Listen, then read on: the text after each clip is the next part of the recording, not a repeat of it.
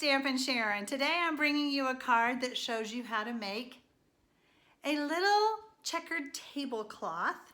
If you like this video, please give me a thumbs up. If you know a crafty friend who would enjoy this video, share it with them. Let's make the card. So as I mentioned, we're going to be learning how to make the little checkerboard tablecloth. But first we're going to be doing some stamping. And I hate to do this, but I had to pull in some framelits that has nothing to do with this stamp set. The stamp set is Country Home, which I love. It's a fun little set. It's got fun little images and sentiments, all meets my criteria. The other thing that I pulled in was the Frosted Florals framelits, because I'm in love with this one. If you watched any of my recent videos, I've been making some cards with that framelit. I mean, I love the leaves and everything, but I love being able to mat my sentiment layer. Isn't that so cool? Oh, I hope they come out with more of those because that's only available during the holiday catalog. All right, so we're gonna be doing some stamping first. I am using the Memento ink because I will be using some Stampin Blends. I'm going to stamp, which to me is kind of backwards, but for this card, you're going to stamp from top to bottom because we need to make sure we have enough room for all of our images and our checkerboard tablecloth.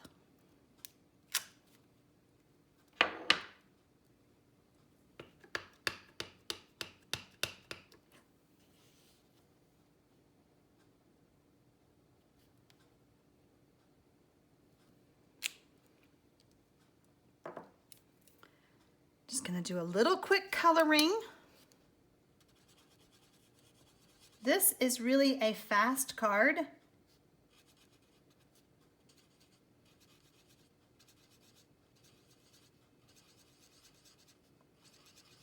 And by using the Stampin Blends, it's even faster.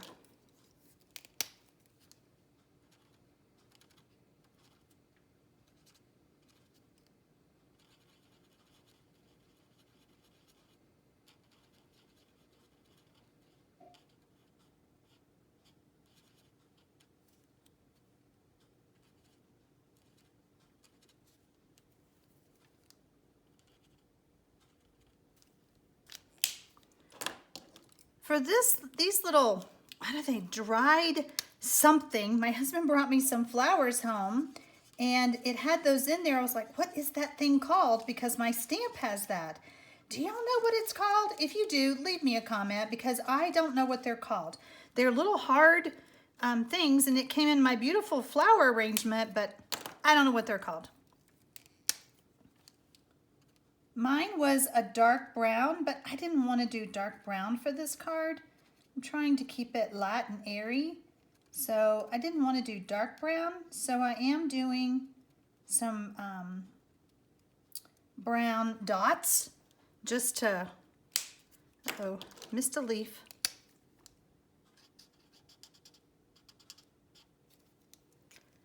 Now, because I do enjoy using the lighter and darker, I'm just going to add some of that to my leaves.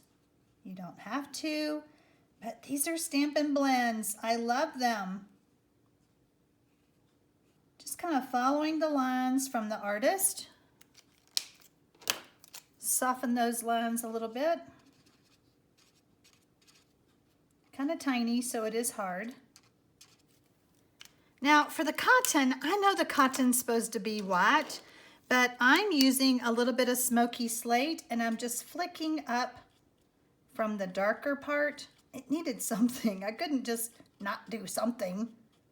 Just to give it a little bit of color maybe.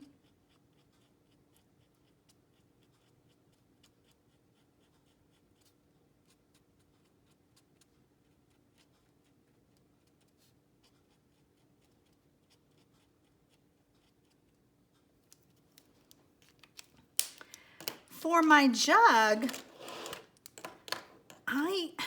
who remembers everyone using the metal jugs like this that had the little flecks in it? So I attempted some flecks, and I'll show you how I did that, so don't leave me yet, because I haven't showed you how to do the checkerboard yet. I have a really cool tip for you.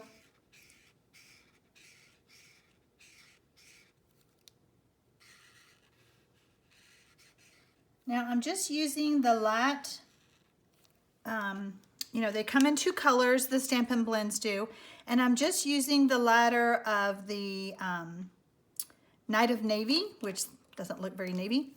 And then I'm pulling in the lifter. And I'm gonna kind of do it drastic because I want you to see on the video, but I'm trying to make those little flecks. Kind of looks like raindrops at this point, but as this dries, those little flecks, those little white dots will start showing up more. I don't know, I was just trying to recreate that.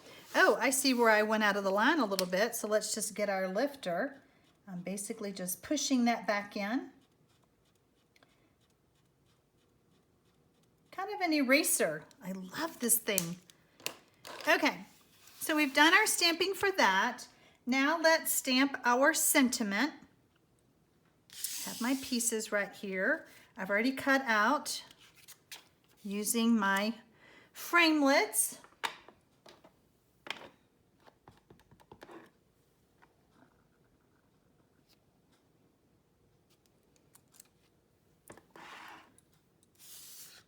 And I guess I don't need any of this anymore. Move this off. Okay, so we're going to add some snail.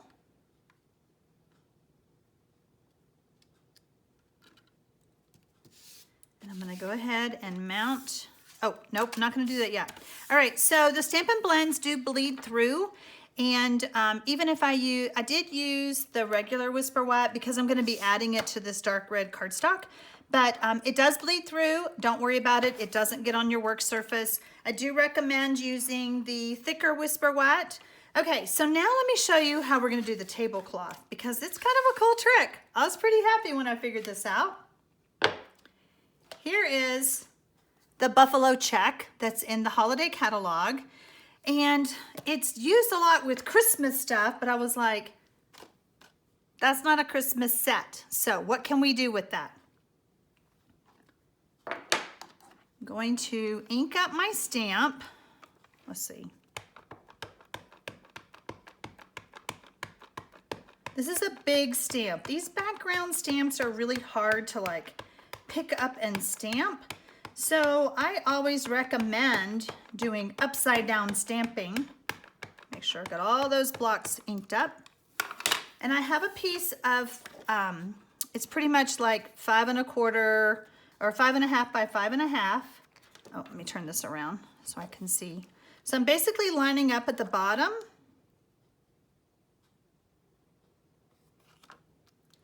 And I'm gonna grab a piece of scratch paper, rub that real good. And then I like to do something called arm stamping because this bone is all the same.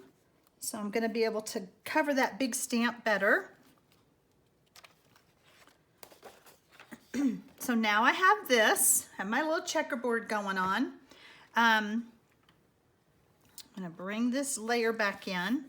And so basically what I did was I lined this up to match right underneath my pot, my little can. And then I turned it over, lined it up, drew it off with a pencil, cut it. So now I have a bunch that I could probably make 5 cards out of. For the sake of the video, I've already cut my piece, so I'm going to go ahead and bring that in.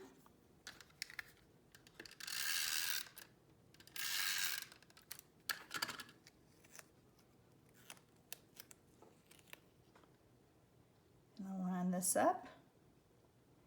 Now I pretty much know that all of my stamping, or this ends up being about 3/4 of an inch, but it just depends on how you line up your can and your flowers.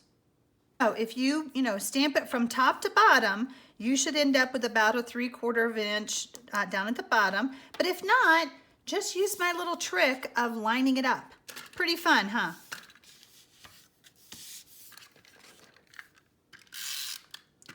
This is really a fast card to put together. And I see that I have a few little red smudge marks. So guess where this is gonna go? It's gonna go up more than what this card did, but that's okay. I get inky fingers. I try really hard not to. Okay, of course we need dimensionals. My trick for dimensionals lately, when you put it on, let's see, bend it, okay? If you bend it, that just comes off automatically. Oh, that is so funny.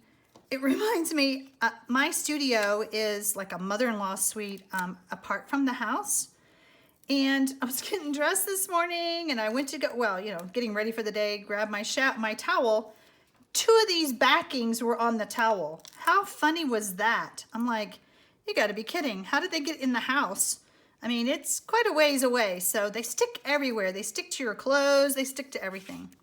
Okay, let's go ahead and cover up our little inky spot. And there we go. Same card, a little bit different layout. I hope you enjoyed my tip about your little checkerboard tablecloth, and I bet I could crank out like 20 of these cards in no time at all. Thank you so much, guys. Happy stamping. So, even though the checkerboard stamp is on a page with holiday stamps, it's not just for holidays. You need that checkerboard background. Thank you so much for taking the time out of your day to spend it with me.